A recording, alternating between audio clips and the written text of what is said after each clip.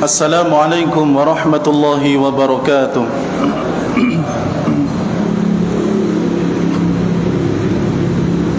Innal hamdalillah nahmaduhu wa nasta'inuhu wa nastaghfiruh wa na'udzu billahi min shururi anfusina wa min sayyiati a'malina. من يهده الله فلا مضل له ومن يضلل فلا هادي له. أشهد أن لا إله إلا الله وحده لا شريك له وأشهد أن محمدا عبده ورسوله صلى الله عليه وعلى آله وأصحابه ومن سار على نهجه وتمسك بسنته إلى يوم الدين وسلم تسليما كثيرا. أما بعد. Jamaah kaum muslimin wal muslimat rahimani wa rahimakumullah. Alhamdulillah, kita bersyukur kepada Allah tabaraka wa taala pada kesempatan malam hari ini masih diberikan kesempatan, demikian pula diberikan kemudahan untuk melangkahkan kaki kita menuju tempat yang paling Allah cintai, untuk melangkahkan kaki kita menuju tempat yang paling mulia di muka bumi, dan juga untuk tujuan yang besar, tujuan yang mulia, yaitu beribadah kepada Allah tabaraka wa taala. Dan sebagaimana yang disebutkan oleh Al-Imam Ibn Rajab Al-Hambali rahimahullah, bahwa al-mashyu ila al-masajidi naw'un minal jihadi fi sabilillah wa huwa kafaratun lidh-dhunub. Kata Al-Imam Ibn Rajab Al-Hambali rahimahullah ta'ala, bahwasannya berjalan, melangkah menuju masjid-masjidnya Allah adalah naw'un minal jihadi fi sabilillah, salah satu bentuk jihad di jalan Allah subhanahu wa ta'ala. Wa huwa kafaratun lidh-dhunub, bahkan lebih daripada itu, berjalan menuju masjidnya Allah adalah salah satu bentuk kafarah, yakni pembakar ataupun penebus dari dosa-dosa yang telah kita lakukan. Sehingga orang yang berjalan dari rumah menuju masjidnya Allah untuk ibadah bukanlah perjalanan yang biasa. Tidak ada ruginya orang-orang yang mau melangkahkan kakinya menuju masjid Allah subhanahu wa ta'ala, karena di sana mengandung ibadah dan juga diberikan pahala serta keistimewaan yang besar di sisi Allah subhanahu wa ta'ala. Oleh karena itu, hadis tentang berjalan menuju masjidnya Allah adalah hadis-hadis yang sangat banyak yang menyebutkan akan keutamaan akan perbuatan tersebut. Salawat serta salam semoga selalu senantiasa tercurahkan kepada suri tauladan kita, Nabi Muhammad sallallahu alaihi wa ala alihi wasallam. Jamaah kaum muslimin wal muslimat rahimani wa rahimakumullah. Di kesempatan malam hari ini kita akan lanjutkan kajian dari Tahukah Antum,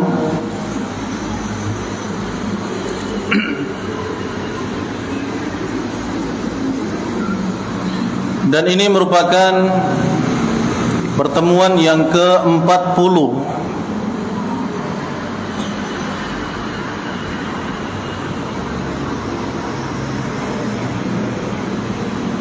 setelah pada kesempatan terakhir di pertemuan yang ke-39 kita membahas bahwa penyebab munculnya air Zam-Zam bukanlah karena gesekan kaki Nabi Ismail alaihi salam saat beliau masih bayi, tapi yang benar dan disebutkan dalam hadis yang sahih adalah karena galian dari malaikat, ya, entah memakai sayapnya atau memakai tumitnya, tapi yang menggali adalah malaikat, ya, dan itu adalah malaikat Jibril alaihi salam yang Allah utus untuk menggali, ya, sumur di dekat Nabi Ismail alaihi salam yang sekarang kemudian menjadi air Zam-Zam yang kita kenal. Kali ini jamaah yang dirahmati oleh Allah, tahukah antum bahwa pembelahan dada Nabi SAW tidak cuma terjadi sekali ataupun dua kali, ya. Jadi kalau kita belajar sirah di masa-masa kecil Nabi SAW ada satu peristiwa yang besar. Di antaranya adalah Nabi SAW dadanya pernah dibelah. Iya, dadanya pernah dibelah, dan itu merupakan kejadian yang luar biasa. Jadi dada Nabi SAW pernah dibelah, kemudian diambil jantungnya, kemudian dibelah lagi, dan diambil segumpal alaqah, ya, gumpalan yang hitam, ya, segumpal darah, kemudian gumpalan itulah yang dibuang, ya, gumpalan hitam itulah yang dibuang.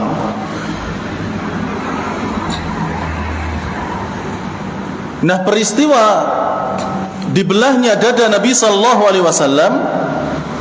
ini ternyata tidak cuma sekali, tidak cuma dua kali. Terlepas dari sah dan tidaknya riwayat yang menyebutkan hal tersebut, ya, karena ini juga disebutkan di dalam kitab Mukhtasar Siratir Rasul sallallahu alaihi wasallam. Kapan saja itu?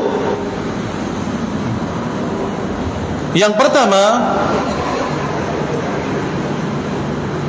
ketika beliau berumur 4 tahun. Ya, ketika Nabi berumur 4 tahun, berarti kalau umur 4 tahun, saat itu Nabi SAW berada di bawah asuhan dari Halimah As-Sa'diyah radhiyallahu taala anha. Berarti tidak bersama ibunya. Iya.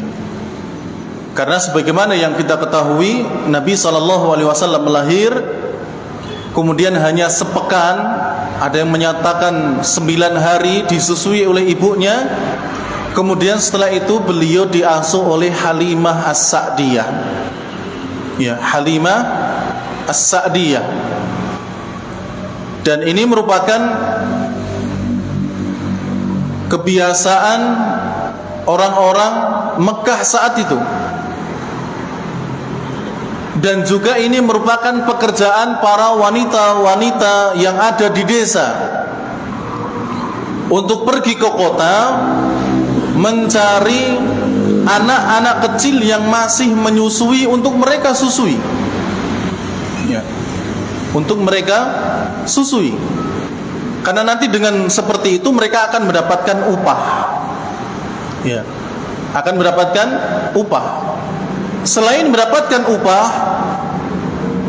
orang-orang yang menyusui ya bayi-bayi di Mekah, kalau bayi tersebut berasal dari golongan konglomerat, orang yang terpandang, minimal nama mereka akan terangkat ya. Kenapa terangkat? Karena ibu yang menyusui ini menjadi ibu susuan ya. Mau gak mau sang anak ini juga akan memanggil sang ibu susuan ini dengan si ummi, ibu, sehingga namanya akan terangkat. Oleh karena itu, jamaah yang dirahmati oleh Allah Tabaraka wa Ta'ala, sebagaimana adatnya orang-orang Mekah saat itu, ibunya Nabi Sallallahu Alaihi Wasallam, yaitu Aminah, setelah menyusui Nabi sekitar 2 sampai 9 hari ya, karena ada yang mengatakan 2 hari, ada yang mengatakan 7 hari, ada yang mengatakan 9 hari. Maka sebagaimana adat orang-orang Mekah kota saat itu, maka beliau pun mencarikan anak susuan dari orang-orang desa ya. Kenapa yang dipilih dari orang desa? Di antara tujuannya adalah agar sang anak ini menghirup udara di pedesaan yang masih segar ya, udara yang belum tercemar. Bukankah dulu ya di Mekah belum ada kendaraan motor, mobil dan sebagainya? Dari mana tercemarnya? Bisa jadi karena Mekah saat itu semakin hari banyak orang yang datang tinggal di sana ya. Karena pencemaran udara bisa jadi tidak cuma karena banyaknya kendaraan bermotor, tapi juga karena mungkin banyaknya orang. Banyaknya orang mengakibatkan banyaknya sampah keluarga ya, dari makanan yang mereka makan, dari minuman yang mereka minum, dari masakan yang mereka masak. Belum lagi kalau tambah orang, bisa jadi juga tambah kendaraan berupa unta, keledai, kuda, hewan peliharaan yang lain seperti kambing ya. Sehingga itu semuanya akan menambah banyaknya kotoran ya.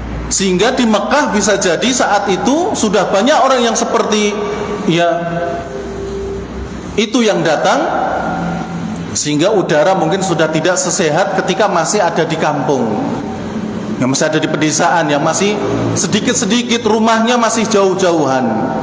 Sehingga dengan mereka berada di kampung, dengan menghirup udara yang masih segar, maka tumbuh kembangnya akan semakin baik. Itu diantara tujuannya. Tujuan yang lainnya pula adalah supaya bahasa Arabnya terjaga ya. Karena bahasa Arab di kampung saat itu lebih terjaga dibandingkan sudah yang terjadi di Mekah kota.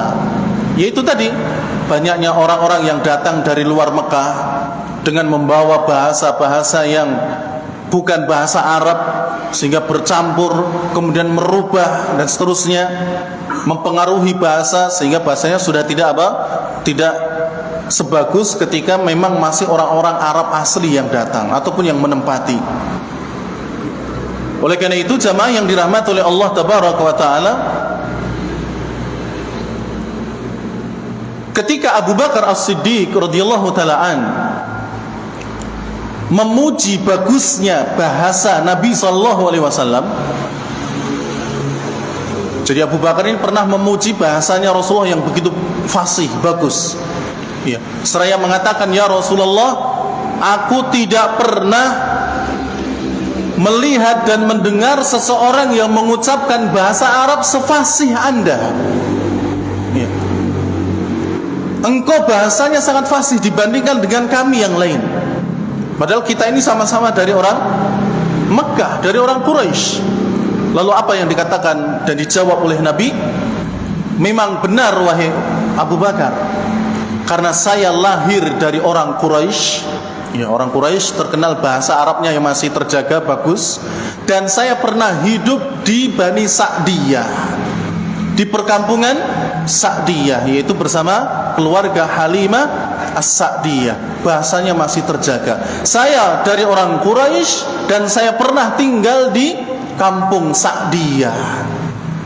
Sehingga dua hal inilah yang kemudian menjadikan bahasa Nabi SAW sangatlah fasih.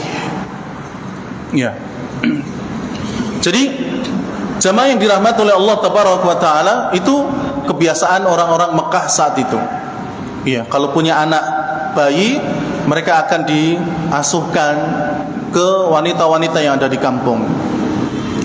Nah, umur 4 tahun berarti Nabi SAW saat itu masih berada di asuhannya Halimah As-Sa'diyah. Dan tentang pembelahan dada Nabi, ya, yang akan kita sebutkan nanti adalah riwayat yang bersama dengan Halimah As-Sa'diyah radhiyallahu taala anha. Kemudian kejadian yang kedua disebutkan dalam kitab Mukhtasar fi Siratir Rasul. Pembelahan dada Nabi sallallahu alaihi wasallam terjadi wa huwa ibnu ashrin, ketika umur Rasulullah 10 tahun.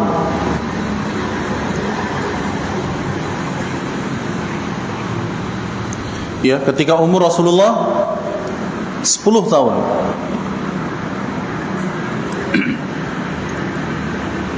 Berarti 6 tahun setelah kejadian yang pertama, atau 2 tahun 4 tahun setelah bersama sang ibu tercinta. Ya, karena Rasulullah 4 tahun bersama Halimah Sa'diyah, kemudian dikembalikan kepada sang ibu tercinta yaitu Aminah. Kemudian setelah itu selang 2 tahun, umur Rasulullah 6 tahun, ibunya meninggal. Ya, berarti 4 tahun berikutnya kembali dia dibelah dadanya. Kemudian yang kejadian yang ketiga, ya, yaitu ketika malaikat Jibril membawa wahyu di gua Hira. Ya, di gua Hira. Ini kejadian yang ketiga. Dan kejadian yang keempat adalah ketika Isra Mi'raj. Ya, ketika Isra Mi'raj. Jadi sebelum kejadian Isra Mi'raj terjadi pembelahan dada Nabi sallallahu alaihi wasallam. Ya, sekali lagi terlepas dari apakah riwayat-riwayat yang tadi kita sebutkan sahih ataukah tidak. Cuman itu disebutkan dalam kitab Mukhtasar fi Siratir Rasul sallallahu alaihi wasallam dengan kalimat waruwiya. Ya, waruwiya. Biasanya kalau dengan kalimat waruwiya di situ ada catatan, entah apakah hadisnya lemah atau karena ada syawahid yang lain dan seterusnya. Wallahu a'lam bishawab. Baik, jamaah yang dirahmati oleh Allah Tabaraka wa Ta'ala, salah satu di antara riwayat yang menyebutkan dibelahnya dada Nabi sallallahu alaihi wasallam adalah hadis yang sahih diriwayatkan oleh Imam Muslim dari sahabat Nabi yang mulia Anas bin Malik radhiyallahu taala an. Beliau berkisah, ya, Anas bin Malik radhiyallahu taala an, beliau berkata, anna Rasulullah sallallahu alaihi wasallam atahu Jibril, bahwasanya Rasulullah sallallahu alaihi wasallam pernah didatangi oleh malaikat Jibril. Ya, pernah didatangi oleh malaikat Jibril. Dalam riwayat yang lain, yang membelah dada Nabi sallallahu alaihi wasallam itu 2 malaikat. Kalau dalam riwayat ini yang datang malaikat Jibril, tapi di riwayat yang lain Nabi sallallahu alaihi wasallam melihat ada 2 burung putih. Ya, hadisnya panjang. Ya, 2 burung yang putih. salah satunya adalah malaikat Jibril dan salah satunya adalah malaikat yang membantu malaikat Jibril.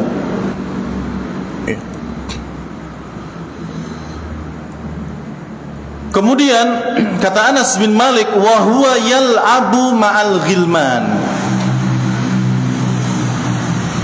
Dan saat itu Nabi sallallahu alaihi wasallam sedang bermain bersama anak-anak.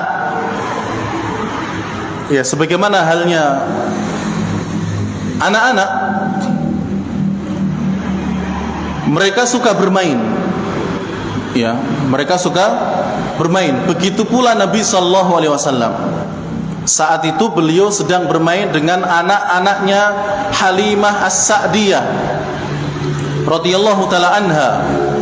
Apakah anak kandung beliau ataukah anak sepersusuan atau anak susuan Halimah As-Sa'diyah, atau mungkin campur. Ya, jadi mereka masih sebaya. Kemudian mereka bermain karena di antara anaknya Halimah As-Sa'diyah ini ada yang sebaya dengan Rasulullah sallallahu alaihi wasallam. Ya. Karena ketika Halimah As-Sa'diyah datang bersama rombongan para wanita yang lain yang juga mencari pekerjaan di Mekah, yaitu dengan mencari anak-anak yang ingin mereka asuh dan mereka susui, Halimah ini selain membawa suaminya, Halimah juga membawa seorang anak kecil yang masih menyusui, dan itu anaknya sendiri. Yang saat itu dari perkampungan As-Sa'diyah ke Mekah, anaknya Halimah ini sangat rewel. Ya, rewel, dan dia tidak mau menyusu kepada sang ibu, sehingga rewelnya semakin menjadi-jadi. Sehingga setiap malam tidaklah mereka beristirahat kecuali mendengar tangisannya anak Halimah As-Sa'diyah. Dan itu membuat rombongan yang lain terganggu. Iya. Jadi seharusnya bisa istirahat, tapi terganggu dengan tangisan anak dari Halimah As-Sa'diyah. Namun jamaah yang dirahmati oleh Allah, kondisi itu berubah setelah Halimah As-Sa'diyah membawa Nabi SAW pulang. Ketika dibawa pulang, Nabi SAW dibawa kembali ke perkampungan Halimah As-Sa'diyah, maka anaknya Halimah As-Sa'diyah diam, tidak berisik, tenang. Bahkan sebelumnya tidak mau menyusu kepada sang ibu, akhirnya mau menyusu. Ya, sehingga tambah tenang dan menjadikan kondisi saat itu sangat berbeda ketika mereka datang. Dan itu adalah salah satu di antara keberkahan yang dimiliki oleh Halimah As-Sa'diyah ketika menerima Nabi SAW. Padahal awalnya jamaah yang dirahmati oleh Allah, Halimah ini tidak mau menerima Nabi Muhammad yang saat itu masih kecil, masih bayi, masih menyusui. Ya, karena sudah datang ke Mekah, ya, terus mereka sudah pada mencari. Halimah ini sudah ketemu dengan Nabi Muhammad SAW, ditawarkan sama Aminah. Tapi karena Halimah tahu, ya, Nabi Muhammad kecil ini sudah tidak memiliki ayah, maka saat itu Halimah menolak. Karena kalau ayah sudah tidak ada, siapa yang mau memberikan upah kepada saya? Padahal ini adalah pekerjaan saya, menyusui anak-anak orang-orang yang ada di Mekah, kemudian nanti mendapatkan upah. Lah kalau bapaknya sudah nggak ada, siapa yang mau memberikan upah kepada saya? Maka kemudian Halimah menolak dan mencari anak-anak yang lain. Dan Allah takdirkan seluruh wanita yang bersama rombongan Halimah sudah dapat anak-anak semua. Anak yang harus mereka susui sudah dapat, kecuali Halimah yang belum dapat. Sudah muter-muter nggak dapat. Yang tersisa cuma siapa? Nabi Muhammad SAW yang masih kecil saat itu. Jadi secara terpaksa dibawalah Nabi SAW. Tapi ternyata di balik itu apa? Banyak sekali keberkahan yang didapatkan. Salah satunya adalah ketenangan yang dimiliki oleh anaknya Halimah Sa'diyah, yang ketika berangkat rewelnya luar biasa. Yang tadinya nggak mau menyusu jadi mau menyusu kepada sang ibu. Ya. Jadi ketika Nabi bermain bisa jadi bersama itu anak itu, atau bisa dengan anak-anak yang lain. Maka kemudian fa'akhadahu fasara'ahu fashaqqa qalbahu fastakhraja minhu alaqatan. Lalu kemudian malaikat Jibril alaihi salam menangkap Nabi sallallahu alaihi wasallam. Ya. Jadi Nabi ditangkap. Fasara'ahu, kemudian dibaringkan secara terlentang. Ya, ditidurkan secara terlentang. Fashaqqa qalbah, kemudian membelah dadanya, kemudian juga dibelah hatinya. Ya.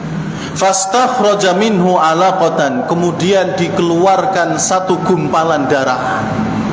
Ya, satu gumpalan darah. Dalam riwayat yang lain alaqatan sauda, ya, gumpalan darah yang hitam. Dalam riwayat yang lain alaqataini sauadaini, yaitu dua gumpalan darah yang hitam.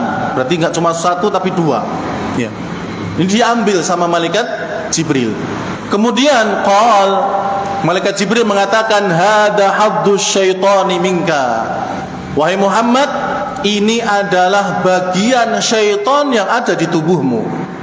Gumpalan hitam yang satu ini atau yang dua ini adalah bagian syaitan yang ada di tubuhmu. Kemudian dibuang. Ya, dibuang oleh malaikat Jibril alaihi salam. Thumma ghasalahu fi tastin min dhahabin bima'i zamzam.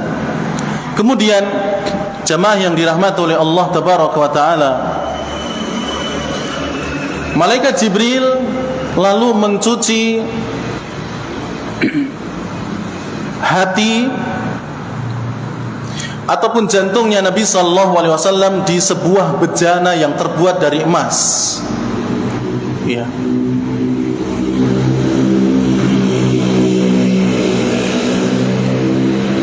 Bima'i zamzam, dengan air zamzam. Ya, dengan air zamzam. Dalam riwayat yang lain, yakni ketika yang membelah dada Nabi sallallahu alaihi wasallam itu dua malaikat, jantung Nabi sallallahu alaihi wasallam itu dicuci dengan as-salju, dengan salju. Ya, bima'i salj, dengan air salju. Ada pula yang menyebutkan setelah itu kemudian dicuci dengan bard, dengan air yang dingin. Ya, dengan air yang dingin. Tapi dalam riwayat ini menggunakan air zam-zam. Ya, air zam-zam. Kata Nabi sallallahu alaihi wasallam, khairu ma'in fi wajhil ardi ma'u zam-zam. Sebaik-baik air yang ada di muka bumi ini, dia adalah air zam-zam.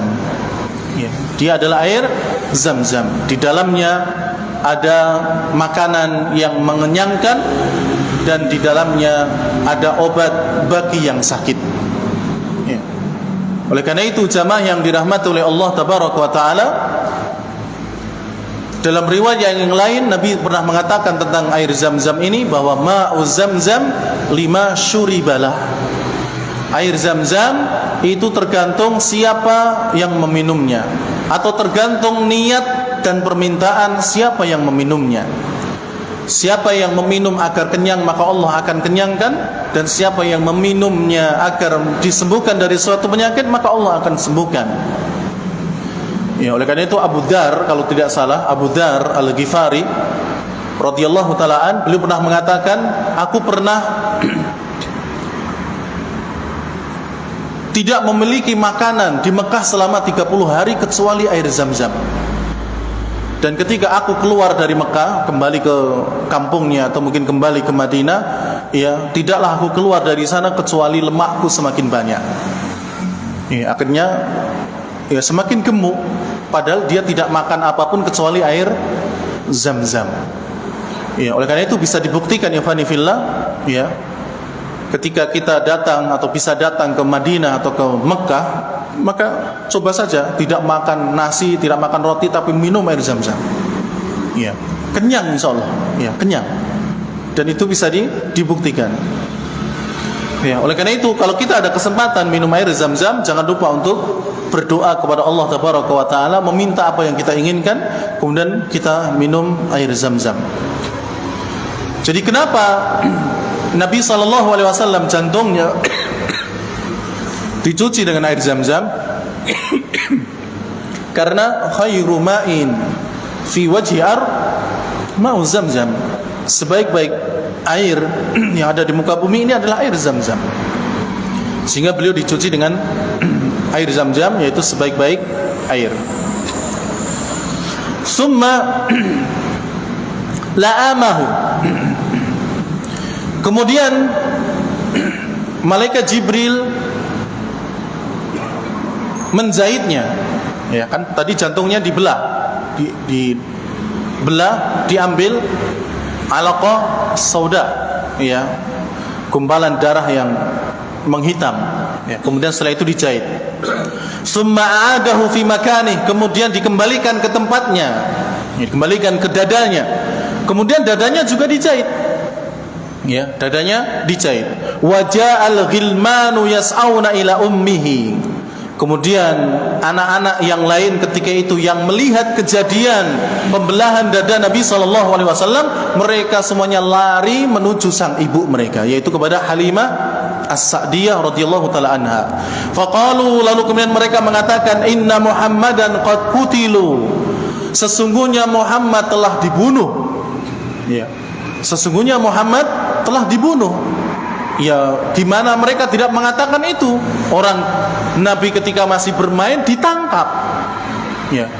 Ditangkap, kemudian ditelentangkan, kemudian dibelah dadanya, diambil jantungnya, dibelah lagi, diambil alaqah sauda, ya, gumpalan darah hitam dari jantung beliau. Makanya mereka mengatakan ketika laporan kepada Halimah As-Sa'diyah, inna Muhammadan qad qutilu, ya ummi, wa ibu, lihat Muhammad telah dibunuh. Ya. Maka kemudian bersegeralah Halimah As-Sa'diyah menemui Nabi SAW. Fastaqbalat, ya, bersegera Halimah menemui Nabi SAW.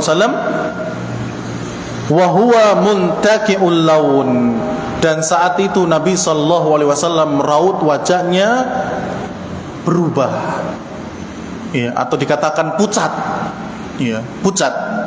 Karena tadinya bermain, tentu wajahnya riang, seneng. Tapi dengan kejadian itu, ya, ditangkap, ditelentangkan, kemudian dibedah, maka ketika sudah kembali pucat. Takut Nabi SAW. Karena dalam riwayat yang menyebutkan bahwasanya beliau melihat ada 2 burung yang besar yang kemudian menangkap beliau. Ya, 2 burung ini karena malaikat ini memakai sayap sehingga dikira itu adalah burung besar, ditangkap, ya. Kemudian kejadiannya itu dibelah, dicuci dengan air salju, dicuci dengan air dingin, kemudian dikembalikan lagi. Kemudian dalam riwayat itu ditimbang, Pak. Ya. Wallahu alam, apakah yang ditimbang Nabi ataukah jantungnya Nabi SAW? Yang dalam riwayat disebutkan timbang dia dengan 1000 dari umatnya. Ya. Atau awalnya 10 orang ditimbang dengan 10 orang, entah Nabi sendiri ataukah jantungnya ditimbang dengan 10 dari umatnya. Ternyata masih berat Nabi SAW. Ya, masih berat Nabi. Kemudian coba ditambah lagi 10 terus sampai 10.000. 10.000 umat Nabi Muhammad dalam satu timbangan yang lain itu Nabi Muhammad SAW. Ternyata masih berat Nabi SAW. Ya. Dan setelah itu kemudian, ya, para malaikat itu mengatakan, andaikan kita timbang dia dengan seluruh umatnya, maka pasti Muhammad ini masih akan lebih berat. Lalu kemudian setelah itu, ya, 2 malaikat ini pergi, dan Rasulullah mengatakan, dan saat itu saya sangat takut sekali. Ya. Dan Nabi berubah wajahnya menjadi pucat karena memang saking takutnya. Qala Anas, kemudian Anas bin Malik radhiyallahu taala anhu, beliau mengatakan, qad kuntu ara atharul makhiti fi sadri. dan sungguh aku telah melihat bekas jahitan itu ada pada dada Nabi SAW. Ya. Jadi Anas bin Malik yang menceritakan kisah ini, ya, beliau mengetahui masih ada bekas jahitan yang ada pada dada Nabi SAW. Jamaah yang dirahmati oleh Allah Tabaraka wa Ta'ala,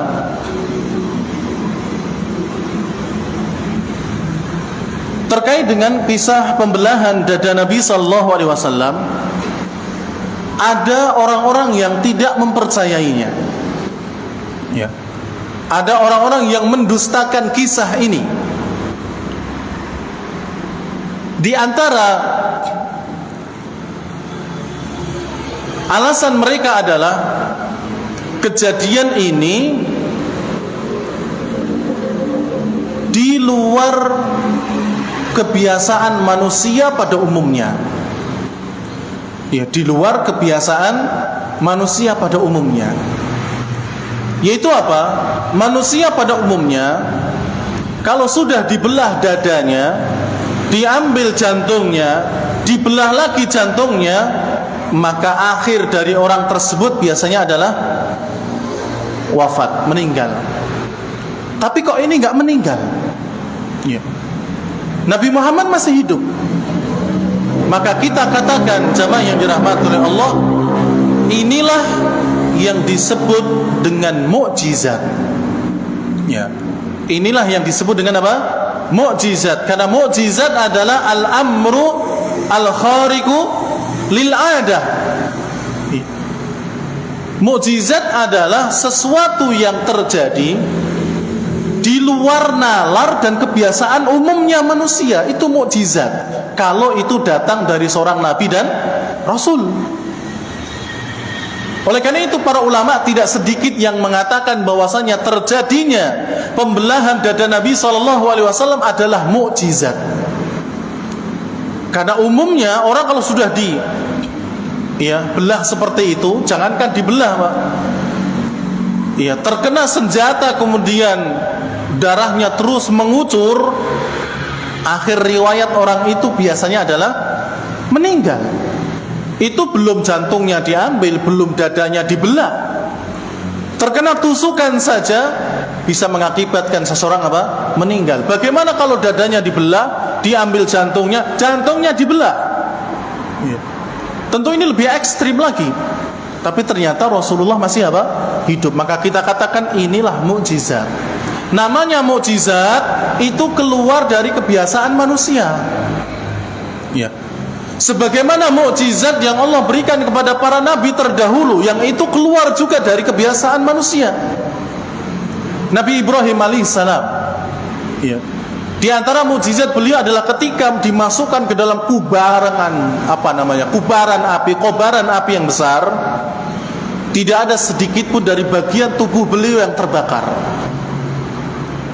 apalagi sampai meninggal. Iya. Beliau keluar dalam keadaan biasa. Padahal sifatnya api itu membakar, panas. Iya.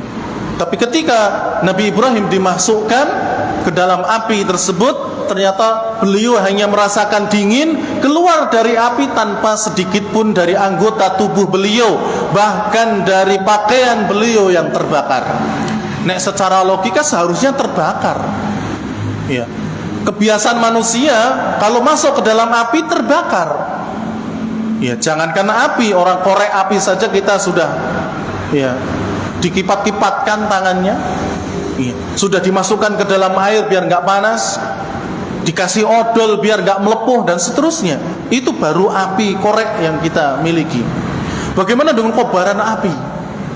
Maka kita katakan itulah mukjizat. Ya.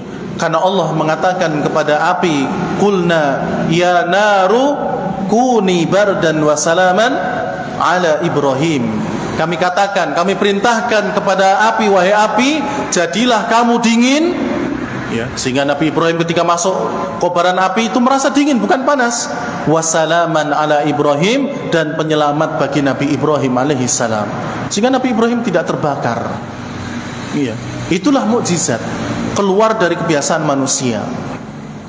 Nabi Musa alaihissalam beliau juga memiliki mukjizat. Di antaranya adalah ya tongkat beliau ketika dipukulkan ke sebuah batu, keluarlah 12 mata air. Iya, 12 mata air. Ini di luar kebiasaan manusia. Karena kalau tongkat dipukulkan ke batu, jangankan keluar mata air, apalagi 12, satu pun gak akan keluar kalau umumnya manusia. Jangankan keluar satu, bisa jadi tongkat itu patah. Tapi untuk Nabi Musa alaihissalam ketika dipukulkan, keluar memancar 12 mata air. Dan inilah mukjizat. Dipukulkan ke laut, lautnya terbelah menjadi dua, bisa digunakan untuk berjalan, ya, sehingga Nabi Musa dan kaumnya selamat. Tapi ketika Fir'aun mengikuti dari belakang bersama bala tentaranya, ditutup lagi sama Allah sehingga mereka tenggelam, ya. Tongkat untuk memukul air, jangankan laut, di ember saja kita nggak akan bisa misahkan antara satu ember dengan ember yang, ya, satu ember itu pisah, nggak bisa. Jangankan satu ember, satu gayung nggak akan kita bisa memisahkan air itu. Tapi ini satu apa? Laut terpisah. Itulah mukjizat. Ya, itulah mukjizat. Nabi Isa alaihissalam ketika masih kecil, masih berada di gendongan sang ibu, bisa berbicara. Ya, bisa berbicara, dan itu di luar keumuman manusia. Kebiasaan manusia masih kecil ya belum bisa bicara, tapi ini Nabi Isa sudah bisa berbicara. Maka kita katakan ini adalah apa? Mukjizat. Ya. Mukjizat dari Allah Tabaraka wa Ta'ala untuk menguatkan tasdiqan, ya, pembenaran terhadap kenabian mereka. Ya. Nabi Muhammad sallallahu alaihi wasallam, mukjizat beliau banyak. Di antaranya beliau pernah membelah bulan. Ya, bulan itu pernah terbelah menjadi dua, Pak. Ya, kata para pedagang yang dari Syam, mereka melihat bahwa bulan itu satu di atas gunung, satu lagi di atas gunung yang lain. Iya. Dan itu dilihat oleh semua orang. Ya, saat itu yang melihat bulan, bulan terbelah menjadi dua. Nabi SAW pernah meletakkan tangan beliau yang mulia ke suatu bejana yang ada airnya. Kemudian air itu digunakan untuk berwudu oleh para sahabat yang begitu banyak, nggak habis-habis. Iya. Umumnya manusia kalau tangannya ditaruh di atas bejana yang ada airnya, ya berkurang kalau dipakai untuk berwudu, bahkan mungkin bau. Ya. Tapi Nabi SAW tangannya ditaruh di bejana tersebut, maka kemudian apa? Digunakan untuk berwudu, tidak berkurang sama sekali, tidak habis-habis. Padahal yang berwudu dari kalangan para sahabat sangat banyak saat itu, dan lain sebagainya. Ya. Maka kita katakan ini adalah mukjizat. Dan kalau kemudian mereka mengingkari pembelahan dada Nabi SAW, maka kenapa mereka tidak mengingkari, ya, mukjizat yang diberikan kepada Nabi Ibrahim, diberikan kepada Nabi Musa, diberikan kepada Nabi Isa, dan beberapa nabi-nabi yang lainnya? Ya, karena itu adalah mukjizat sebagaimana yang diberikan oleh para nabi-nabi dan juga rasul yang lainnya. Kemudian jamaah yang dirahmati oleh Allah Tabaraka wa Ta'ala, di antara alasan mereka yang lainnya pula adalah, ya, untuk membenarkan pernyataan mereka bahwasanya pembelahan dada Nabi itu tidak benar, adalah ini nggak masuk akal, kata mereka. Ya, sekali lagi namanya mukjizat memang nggak masuk akal. Dan kita dalam beragama pun memang, ya, tidak boleh kemudian akal kita itu mengotak-atik dalil. Karena yang seharusnya mengikuti dalil itu akal kita, bukan dalil yang mengikuti akal. Ya. Kalau dalil mengikuti akal, ya sudah, kita akan beribadah seenaknya masing-masing. Ya. Kita kuat sholat subuh nggak cuma 2 rakaat, ngapain 2 rakaat? Lebih banyak lebih baik kan gitu. Jadinya 4 rakaat. Iya. Kalau kemudian sholat jenazah nggak pakai rukuk, nggak pakai sujud, padahal sujud adalah waktu yang mustajab untuk berdoa misalnya, kenapa nggak digunakan untuk memperbanyak doa untuk si mayit? Ya. Kalau kita pakai akal, kenapa sholat jenazah nggak pakai sujud dan rukuk, cuma berdiri saja. Siapa tahu ini dosa mayit ini banyak, makanya ayo kita sujud, perbanyak doa di sujud biar mayit ini dosanya diampuni oleh Allah. Kan bisa jadi kalau kita pakai akal. Cuman kenapa? Akal kita ini harus tunduk pada syariat. Nabi mencontohkan demikian, ya demikian. Ya. Sholat jenazah nggak pakai sujud, nggak pakai rukuk, ya sudah, nggak usah pakai. Jadi akal kita ini harus apa? Harus mengikuti dalil, bukan dalil yang mengikuti akal. Makanya jamaah yang dirahmati oleh Allah, ketika terjadi Isra Mi'raj, kata Aisyah radhiyallahu taala anha, fartaddan nas. Ya. Beberapa orang itu keluar murtad. Ya. Kenapa murtadnya? Mereka menganggap bahwasannya Isra Mi'raj itu tidak sesuai dengan akal. Secara logika nggak mungkin seseorang itu bisa melakukan perjalanan dari Masjidil Haram yang ada di Mekah ke Masjidil Aqsa yang ada di Palestina sampai ke langit 7 kembali ke bumi sebelum subuh. Itu kalau pakai akal nggak mungkin. Karena saat itu dari Mekah ke Palestina saja sudah beberapa hari perjalanan. Nah ini kok cuma semalam. Ya. Fartaddan nas, kata Aisyah, maka sebagian beberapa orang itu kembali murtad. Makanya kemudian ini dijadikan senjata untuk mengembalikan Abu Bakar. Orang-orang Quraisy datang kepada Abu Bakar, ayo coba kita sampaikan ini kepada Abu Bakar bahwa temannya itu sudah gila. Masa dalam satu malam dia bisa melakukan perjalanan dari Mekah sampai ke Mekah lagi sebelum subuh. Ya. Ke Mekah, kemudian ke Palestina, ke langit ke-7 sebelum subuh sudah sampai ke bumi. Ayo kita datang ke Abu Bakar. Maka ketika ditanyakan, Abu Bakar balik bertanya, apakah benar yang mengatakan itu Muhammad? Kalau yang mengatakan itu adalah benar-benar Muhammad, maka la usaddiquhu fima ab'adu an dzalik. Saya akan benarkan ucapan Muhammad sekalipun lebih mustahil daripada itu. Ya. Jadi kalau Nabi Muhammad mengatakan Isra Mi'rajnya cuma 1 detik, saya akan benarkan. Ya. Itu Abu Bakar karena imannya sudah kuat. Maka dari situlah kemudian tersemat pada nama beliau Abu Bakar As-Siddiq. Ya. Karena selalu membenarkan Nabi SAW. Maka ya, dalil itu yang kita ikuti. Ya. Wahyu yang kita ikuti, bukan akal mengikuti ataupun wahyu mengikuti akal, bukan. Dan masih banyak lagi, ya, seperti yang pernah kita sampaikan, mungkin pernah dengar, mengusap apa sepatu atau kaos kaki ketika berwudu. Seseorang boleh berwudu tanpa melepas kaos kaki dan juga sepatunya. Ya. Mana yang diusap, atas atau yang bawah? Yang atas, Pak. Sudah wudu semuanya, kan terakhir kaki nih, kaki cuma diusap atasnya. Kata Ali bin Abi Thalib, "Lau kana dinu birra'yi, lakana asfalal khuffi ahaqqu bil masi min a'la." Kata Ali bin Abi Thalib, kalau agama itu mengikuti akal, maka ketika mengusap sepatu ketika wudu, itu yang paling bawah itu lebih berhak untuk diusap. Karena yang bawah ini yang kotor. Ya. Tapi kenapa yang diusap yang atas? Li'annani ra'aitu Rasulullah sallallahu alaihi wasallam yamsahu a'la. Karena aku mengetahui Nabi sallallahu alaihi wasallam mengusap sepatu itu di bagian atasnya. Loh, kalau pakai logika seharusnya bawah loh yang diusap, yang dibersihkan. Kok atas? Ya. Sekali lagi, karena akal itu mengikuti dalil, bukan dalil mengikuti akal. Umar bin Khattab radhiyallahu taala an ketika mencium Hajar Aswad, beliau pun mengatakan, demi Allah wahai Hajar Aswad, saya tahu kamu ini hanya sebuah batu saja. Ya. Dan Hajar Aswad itu bukan yang bunderi itu loh, kan potongan-potongan kecil yang ada di dalam. Ya. Saya tahu kamu ini cuma batu saja. La tadurru wa la tanfa. Aku menciummu enggak bisa kamu memberikan kepadaku manfaat. Aku enggak menciummu, kamu juga tidak bisa memberikan mudarat kepadaku. Ya. Apakah Hajar Aswad enggak dicium Umar bin Khattab kemudian nangis-nangis? Enggak. Ya. Tidak memberikan manfaat juga mudarat. Tapi karena aku melihat Rasulullah menciummu, maka aku pun menciummu. Ya.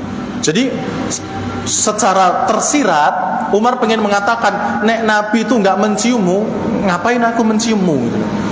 Kok enggak saya cium juga kamu enggak bisa menempelengku, aku menciummu juga enggak akan bisa menjadikan aku kaya dan seterusnya, kata-kata yang lain. Jadi jemaah yang dirahmati oleh Allah Tabaraka wa taala, kalau pembelahan dada Nabi sallallahu alaihi wasallam tidak sesuai dengan akal, logika, kita katakan memang benar karena itu adalah mukjizat. Dan kita diperintahkan untuk menerima wahyu. Kita diperintahkan untuk menjadikan akal kita mengikuti dalil dan wahyu, bukan dalil dan wahyu mengikuti akal kita. Kalau demikian, maka akan rusak agama ini. Wallahu ta'ala a'lam bishawab. Demikian apa yang bisa kita sampaikan pada kesempatan malam hari ini. Kurang lebihnya mohon maaf dan semoga bermanfaat. Subhanakallahumma rabbana wa bihamdik, asyhadu an la ilaha illa anta, astaghfiruka wa atubu ilaik. Wassalamu alaikum warahmatullahi wabarakatuh.